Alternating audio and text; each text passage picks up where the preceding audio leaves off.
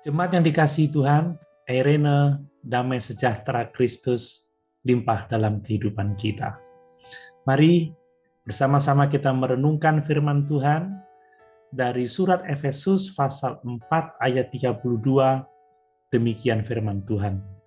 Tetapi hendaklah kamu ramah seorang terhadap yang lain, penuh kasih mesra, dan saling mengampuni, sebagaimana Allah di dalam Kristus telah mengampuni kamu.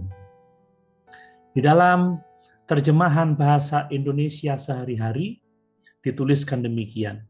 Sebaliknya, hendaklah kalian baik hati dan berbelas kasihan seorang terhadap yang lain, dan saling mengampuni sama seperti Allah pun mengampuni kalian melalui Kristus.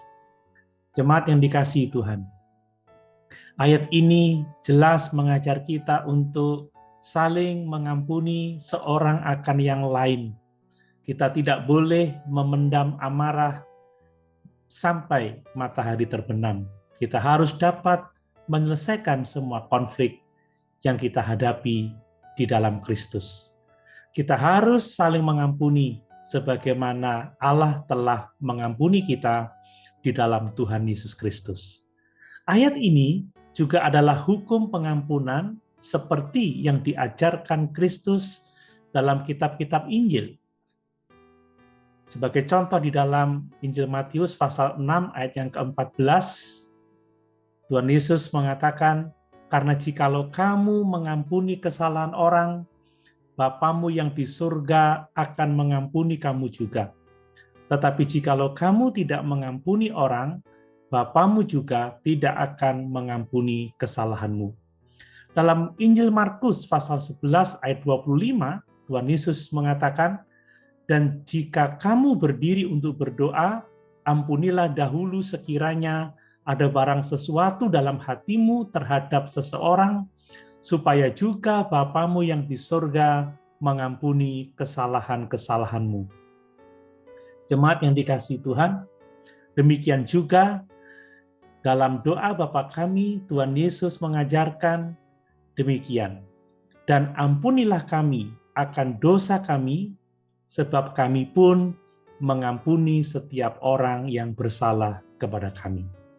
Jemaat yang dikasihi Tuhan, Allah tidak mengampuni kita karena kita mengampuni orang lain. Tetapi Allah mengampuni kita semata-mata karena belas kasihannya yang besar di dalam Tuhan dan Juru Selamat kita, Yesus Kristus.